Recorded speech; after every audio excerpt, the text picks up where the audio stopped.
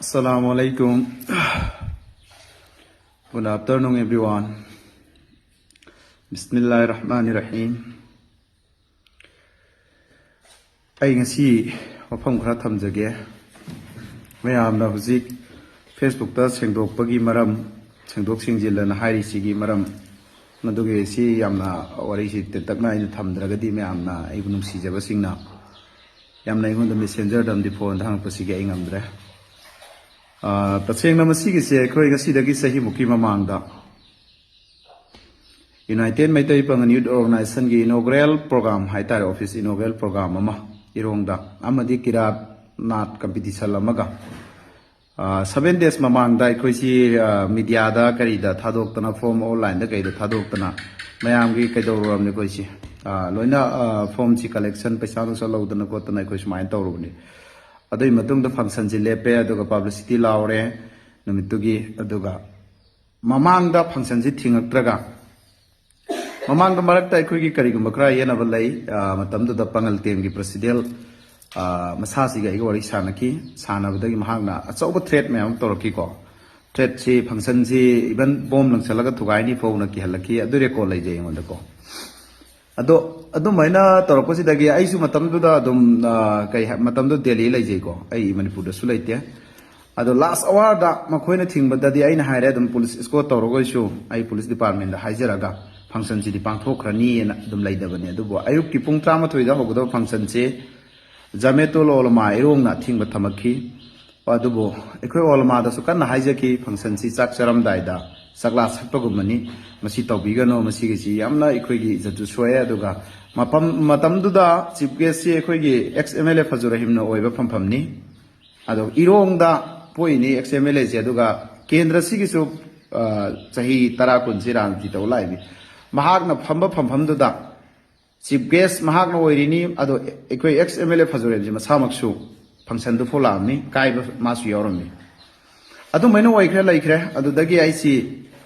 aina invite tawru se so ba ekhoi social activist amadi intellectual amadi se film star adagi so ba minister ke khara yaukhi bani matam du da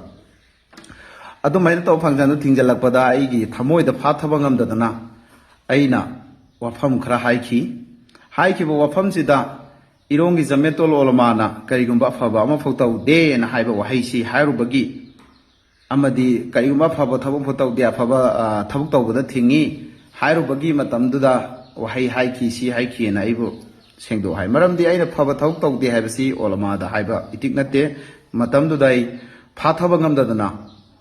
ai haiki bani madu la le na olma sing da haijabani adui matang ni ko video do ado matam du gi function si gi jameto olma na thingbada sadar gi ayaba amadi khang baleram dre nan pham phamina ba da sadar na hai ai khang de na sigi pam sigi matang si ekoi gi karida Manipur gi jameto lolma gi president me sab sai tai khoi na su wakat ki achumaran tawbiyo na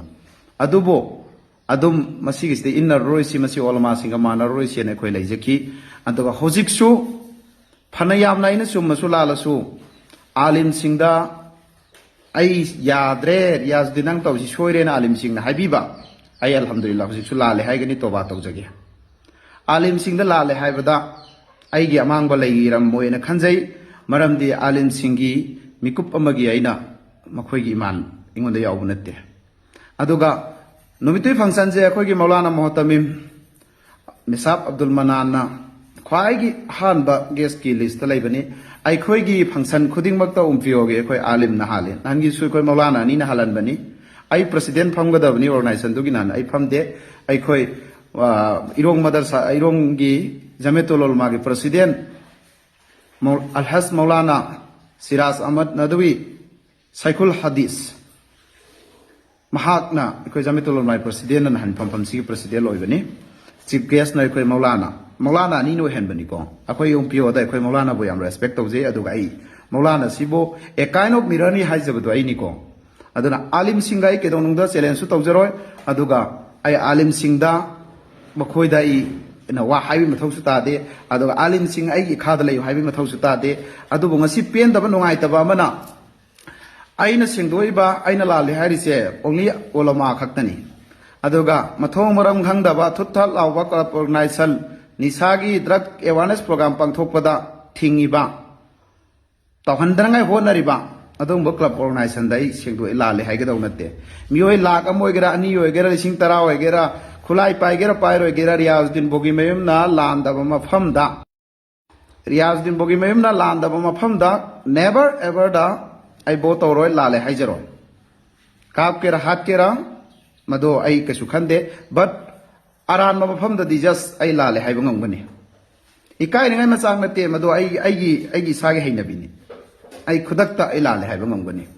aduga alim singadi alim singna aina tawga thawta summaga su laale hairaba madu su ai accept tawgani khan thagani ai sabar tawga ngambani madugi imam su leijai adugi wakhalon su leijai adu ngasigi malem sangsar sida madi khoi gi manipur da alim sing chi bek ta chatki bisibo mang da inkhat kadam ni khoi gi alim scholar sing sina mang da chala khoi bulu sing hen gadam ni haina ngasi fawda ai alim sing bo respect tawraga lai sidri fawsu ai alim sing bo mang da chat kadam ni haibasi makhoi je khoi mang tha gadam ni haibasi ai haijaram ga sikhini sidri faw ai alim sing ga against su leijaroi masi ma lebak myam khangawro adoga masum chaba mathong marom khangdaba ज्ञान main तादबा drug awareness program पांथोकपदा थिंजलकपा थुगाइनबो होनबा function दु मपुंग फाना पांथोकरे अल्लाह की थौजान ईश्वर की थौजान दगी अखोय हाइजरोबा इनवाइटिस खरा लागा नमितु याम चिंग Lemna पांथोकरे मदुदा सही 35 कुनसी अखोय गी सिदा मरम चाना दुगुंबा अमा अखोय गी XYZ ओइसनो अमना पांथोकपा ngamdaba फंक्शन दो यूनाइटेड मैतै पंगन यूथ ऑर्गेनाइजेशन ओमपियो इरोंग से साबा ब्रांच हना अखोय पांथोकरे इरोंग की प्रजा मियामना आई लोइतोंग खोंदोंबा लोइन संजय मरमदी इरोंग द ममांग द थोकिबा थौदोक तुगी आई खंगबनेना अमदी आलिम उलमा सिंह सदर आई उनरगा फंक्शन द पांथोकिबनी प्रजा ना यामना कोऑपरेट तौबिरकी प्रजा मियामगी कई हाइता साजोकना फंक्शन द पांथोकपा ngamखिबनी आई खक्की ऑर्गेनाइजेशन की कई नंगम बनते मतेंग नंगम बनते मियामना सपोर्ट तौबिबगी इरोंग द ड्रग अवेयरनेस प्रोग्राम पांथोकपा ngambani हुरान ब ड्रग लालोन ब खराना अखोगी फंक्शन द थुगाइनगाय होनरसु प्रजा जामबनदि असुमबदा लैबना ngasi irong da mai pakna function du pangthokibni loikre aduga masida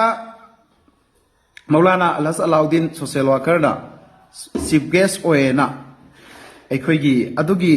politics line da ama pusalliebako ekhoi xml phazor himna matamdra chief guest oibda irong da phaman gidre khoi organization gi maulana alauddin na phamba da maulana alauddin chief guest oibda ekhoigi function du mapung phana pangthokpung ngre मरम दे कोई दी organisation की just तौगने हारगदी मदु तौब ngamba मी सिंग कोई दरकार पुन मथौ तायबो अदुगा आलिम अमै से आलम अमनेबा मागे आइगी इमान दु दिai तोंगान बा खंग ngam को अदुबो मौलाना अलाउद्दीन अमदी मेसाब सिराज आलिम सिंगना लाइतेंगा ओइखेमेन अल्लाह ना रहमत बरका सुचेन ब्राना खल्लेबा मणिपुर सिन बथोंग वालवाइता कोई की अवेयरनेस प्रोग्राम से मैमना उबी क्रेंग बी क्रेबा जस्ट मदु उखियना कोई दे कैसु लाइते को अदुबो इखोगी समूह मथुंद पेना खोंबगी टाइपता रियाजुद्दीन बोगी मयुमबो नमथगनी हाइबदुदी आई स्वाइदगी Lakpa नते Delhi दगी India capital लेकुम थरकपनी अदुगा लेकाई सिगी development any थौक थौरम आई ngamjabada आई लाइरब मिसक मोरसु आईगी संगा आईगी तिनजर मरब पांगसिंग अमदी सोशल वर्कर सिंग सिग तौरगा आईगी केंद्र सखनगाय होनजबनी सिदा नकोइन हाथ के सुयाई फू के सुयाई अदुबु बत तब तब असुमबदी असुमबनी अरानबदी अरानबनी असुमबदानी सुदे चाइरमगनी अदुगा आलिम उलमादा लाले हाबिसिदि हुजिक सु हाइरियना हुजिक सु आलिम उलमा सिंगना नुंगाई तब लेरमबा ऑल वाल के आलिम सिंगना लेरमबा आई लाले आलिम सिंगना नुंगाई तब तौबिगनो सॉरी आई लाले हाइजरिसिनी अदुगा अमगा हागिगे मोट नखोय मयामदा ईमानी मुफस्सना मंतु बिल्लाहि व मलाइकतिहि व कुतुबिहि व रसूलिहि वल यौमिल आखिरि वल कदरि खैरिहि व सरिहि मिनल्लाहि ताला वल बासि बादल मौत मसीदा सबसाना थाजबनु पानी आई ट्रांसलेट तौररोय अदुबो मसीगे अर्थसु खंगजै अदुबो मसीदा आई सबसाना ईमान थमजबनु पानी अमल दिवाली को मयाम आई गुनागारनी अमदि I am not perfect but I believe this सिदा आई थाजबनु पानी दोगा आई आलिम सिंह थवैदब सुलैजदे आलिम मैसे अखोई काइंड ऑफ मिरर नि मखोई सिनाबी की वारिस नि अमदी अखोई की लीडर पुनमकी लीडर से अखोई की आलिम नि इस्लाम रिलीजियस चलिबा से ꯆꯠꯂꯤꯕ ꯑꯩꯈꯣꯏꯒꯤꯗꯤ ꯃꯈꯣꯏ ꯂꯤꯗꯔꯅꯤ ꯃꯈꯣꯏꯅ ꯖꯣꯕꯤ ꯍꯥꯏꯕꯗ ꯑꯩꯈꯣꯏꯗꯤ ꯃꯈꯣꯏ ꯑꯜꯂꯥ ꯎꯕ ꯅꯠꯇꯦ ꯅꯕꯤ ꯍꯧꯕ ꯅꯠꯇꯦ ꯃꯈꯣꯏꯒꯤ ꯃꯇꯧ ꯇꯝꯃꯒ ꯑꯩꯈꯣꯏꯒꯤ ꯂꯥꯏꯅꯤꯡ ꯂꯥꯏꯁꯣꯟ ꯇꯧꯖꯔꯤꯕꯅꯤ ꯑꯗꯨꯅ ꯃꯈꯣꯏꯗꯗꯤ ꯑꯩꯈꯣꯏ ꯆꯦꯂꯦꯟꯖ ꯇꯧꯕ ꯉꯝꯖꯔꯣꯏ ꯀꯔꯤꯒꯨꯝꯕ ꯑꯩꯅ ꯌꯥꯎꯔꯝꯕ ꯇꯥꯔꯁꯨ ꯑꯜꯂꯥꯅ ꯐꯥꯕꯤꯗꯕ ꯑꯣꯏꯁꯅꯨ ꯑꯗꯨꯒ ꯑꯣꯂꯃꯥꯁꯤꯡꯅꯁꯨ ꯊꯥꯗꯣꯛꯄꯤꯌꯨ ꯃꯁꯨꯃꯥꯏꯅ ꯑꯩ ꯊꯝꯖꯒꯦ ꯑꯗꯨꯒ ꯂꯣꯏꯁꯤꯜꯂꯛꯄꯗ ꯑꯩꯅ ꯍꯥꯏꯖꯅꯤꯡꯕ ꯑꯃꯅ ꯏꯔꯣꯡꯒꯤ ꯖꯃꯦꯇꯨꯜ ꯎꯂꯃꯥꯁꯦ ꯃꯃꯥꯡꯗꯁꯨ ꯑꯩꯈꯣꯏꯒꯤ ꯁꯥꯗꯔꯒꯤ ꯑꯆꯥꯕ ꯌꯥꯎꯗꯕꯤꯗ ꯀ꯭ꯂꯕ ꯑꯣꯔꯒꯅꯥꯏꯖꯦꯁꯟ ꯃꯊꯣꯡ ꯃꯔꯝ ꯈꯪꯗꯕ ꯈꯔꯅ ꯄꯨꯟꯁꯜꯂꯒ ꯄ꯭ꯔꯦꯁꯔ ꯄꯤꯔꯒ ꯖꯃꯦꯇꯨꯜ ꯃꯣꯏꯅ ꯊꯤꯡꯉꯨꯔꯗꯤ ꯃꯣꯏꯗꯨ ꯊ꯭ꯔꯦꯠ ꯆꯥꯔꯗꯕ ꯑꯩꯅ FIR ꯇꯧꯔꯛꯑꯗꯕ ꯑꯗꯨꯗ ꯖꯃꯦꯇꯨꯜ ꯎꯂꯃꯥꯗ ꯏꯟꯁꯜꯂꯒ ꯃꯃꯥꯡꯗꯁꯨ ꯁꯤꯖꯤꯟꯅꯕ ꯁꯥꯗꯔꯒꯤ ꯑꯆꯥꯕꯁꯨ ꯌꯥꯎꯔꯝꯗꯕ ꯍꯟꯗꯛꯁꯨ ꯎꯂꯃꯥꯒꯤ ꯖꯃꯦꯇꯨꯜ ꯎꯂꯃꯥꯒꯤ ꯑꯦꯀꯥꯎꯟꯗꯒꯤ ꯊꯥꯒꯠꯅꯁꯤ ꯍꯥꯏꯔꯒ ꯄꯝꯐꯝꯗꯣ ꯂꯣꯏꯁꯤꯜꯂꯛꯑꯒ ꯗꯨआ ꯇꯧꯔꯒ ꯑꯩꯕꯨ ꯅꯥꯟꯊꯔꯛꯑꯒ ꯅꯈꯣꯏ ꯃꯌꯥꯝꯅ ꯑꯩꯕꯨ ꯗꯨआ ꯄꯤꯕꯤꯔꯛꯑꯒ ꯑꯂꯤꯝꯁꯤꯡꯅ ꯊꯥꯗꯣꯔꯛꯑꯒ ꯂꯥꯛꯈꯤꯕꯅꯤ ꯑꯗꯨꯕꯨ ꯖꯃꯦꯇꯨꯜ ꯎꯂꯃꯥꯗꯒꯤ ꯊꯥꯒꯠꯇꯕꯤꯗ ꯅꯨꯃꯤꯠ ꯍꯨꯝꯅꯤ ꯃꯇꯨꯡꯗ ꯊꯥꯒꯠꯀꯦ ꯑꯗꯨ ꯊꯥꯒꯠꯅꯤꯡꯕ ꯊꯥꯒꯠꯂꯣ ꯌꯥꯔꯦ ꯑꯂꯤꯝꯗ ꯂꯥꯜꯂꯦ ꯍꯥꯏꯕꯁꯤ 100ꯔꯛ ꯊꯥꯒꯠꯂꯣ ꯑꯗꯨꯒ ꯀ꯭ꯂꯕ ꯑꯣꯔꯒꯅꯥꯏꯖꯦꯁꯟꯗ ꯂꯥꯜꯂꯦ ꯍꯥꯏꯅ ꯄꯣꯂꯤꯇꯤꯛꯁ ꯇꯧꯔꯒ ꯊꯥꯒꯠꯂꯛꯄꯗ ꯖꯃꯦꯇꯨꯜ ꯎꯂꯃꯥ ꯏꯔꯣꯡꯅ ꯉꯁꯤ ꯇꯨꯃꯤꯟꯅ ꯂꯩꯈꯤꯕꯁꯦ ꯃꯁꯤ ꯑꯩ ꯅꯨꯡꯉꯥꯏꯇꯦ ꯑꯗꯨꯒ ꯑꯩꯈꯣꯏꯒꯤ ꯑꯣꯔꯒꯅꯥꯏꯖꯦꯁꯟꯅ ꯀꯔꯤꯒꯨꯝꯕ ꯍꯤꯡꯉꯤ ꯐꯥꯎꯒꯤꯗꯤ ꯑꯩꯈꯣꯏ ꯑꯥꯂꯤꯝꯒꯤ ꯃꯊꯛꯇ ꯊꯕꯛ ꯇꯧꯖꯔꯣꯏ ꯑꯗꯨꯕꯨ ꯏꯔꯣꯡꯒꯤ ꯖꯃꯦꯇꯨꯜ ꯎꯂꯃꯥꯁꯦ CSO खराना मचुम चाबा पॉलिटिकल की मचुम चाबा खराना जमेतुल उलमा से सिजन्नबगी मओंगदा जमेतुल उलमा जी मखोय ऑर्गेनाइजेशन की मखादा लैबगी उलमा जी अखोय की ख्वाई मथक्ता लैगदबा मकोक्ता लैगदब से मखोय की मखादा लैबगुम तौबसे मसी यामनो लैबक थिबनी अदुना इरोंगी जमेतुल उलमाना अमुक्तंग